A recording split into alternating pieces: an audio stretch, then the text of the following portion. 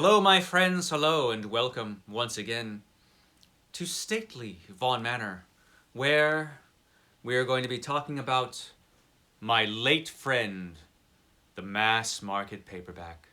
Oh, the Mass Market Paperback. What? Oh, they're still being published. Never mind. Never mind. But let's talk about them because, the Mass Market Paperback, it is just a shadow of its former self. If you go into the bookstores, they no longer rule the bookstores like they did 20 years ago or so. At one time, you go into a bookstore, it was full of mass markets. Now mass markets, they're just a small part of the bookstore. A small little percentage of books are mass markets. They do still exist.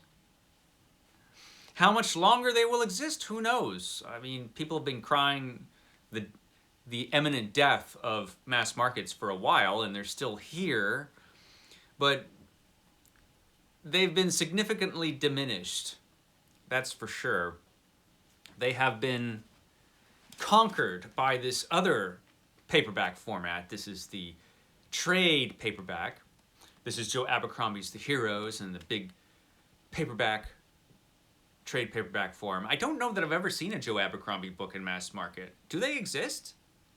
They probably exist. I just haven't seen them, but I've seen plenty of these. Now, the trade paperback is, I think, more popular with readers and publishers. Certainly, it's a very readable format. People like this floppiness of the trades. It's an attractive format. I'll give it that.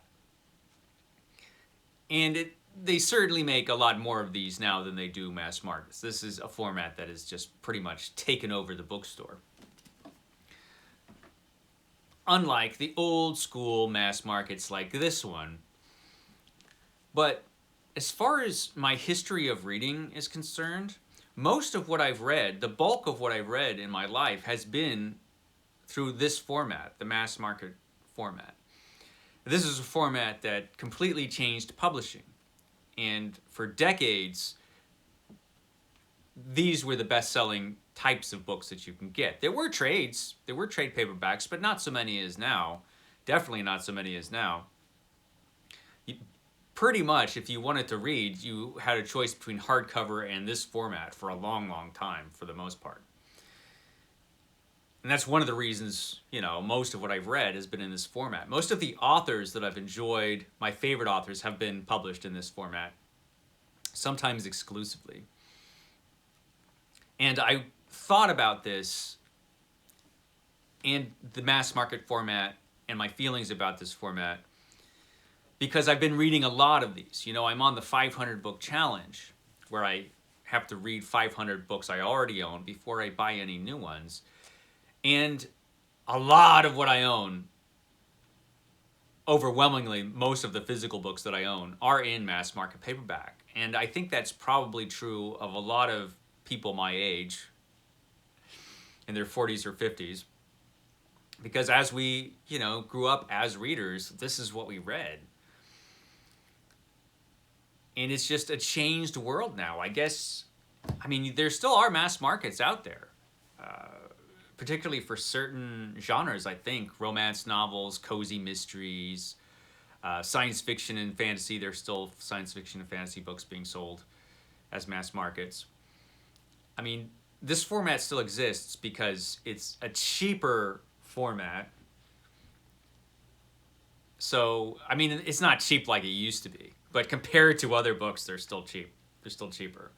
And I think if you're the type of reader who goes into a bookstore and you're going to buy a stack of books, like if you buy cozy mysteries or something, you're probably going to buy a stack of them. And price point is important. And so I think that's why they still exist. Although how much longer they will exist, I don't know. They have a lot of competition. And one of the things that's competed against this format in particular are these e-readers and ebooks. While physical books are in no danger from these, physical books still vastly outsell ebooks. The mass market in particular, I think, has been hurt by these as a format.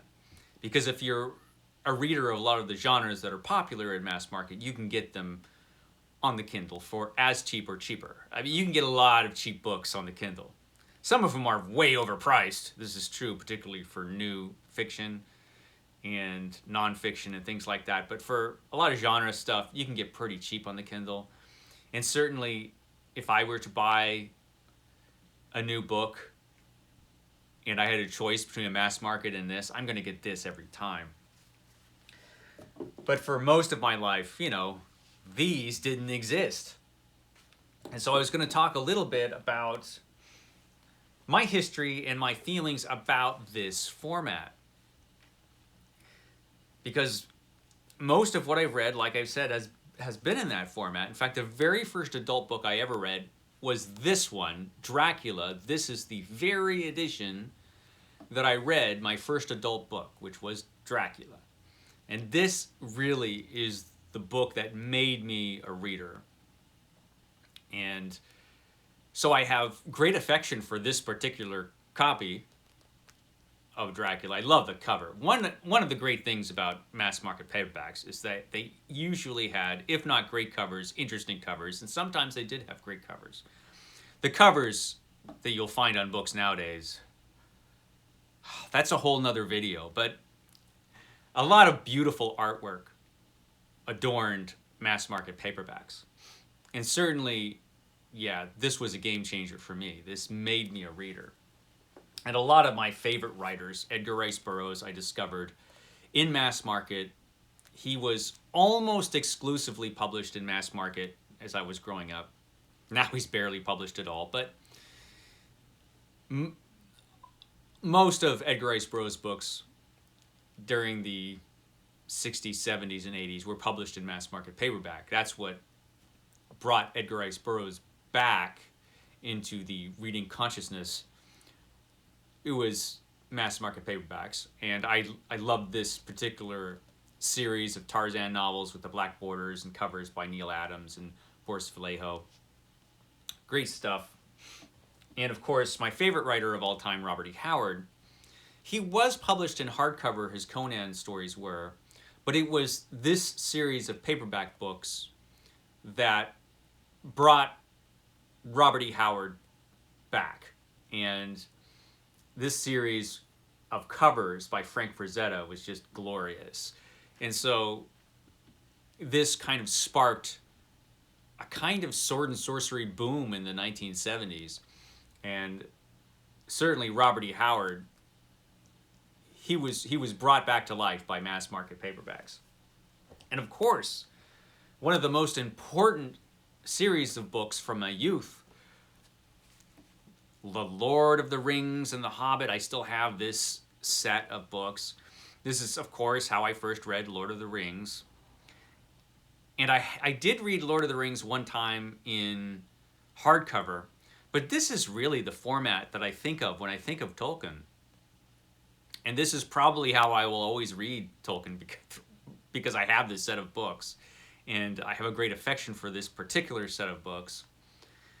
And I just always thought of Tolkien when I was younger as existing in mass market paperback. And now I'm reading a lot of them, like I said, and a lot of them are these vintage science fiction paperbacks. I have, boxes and boxes and boxes of these, as you would know if you watch my channel at all. This is Close to Critical by Hal Clement.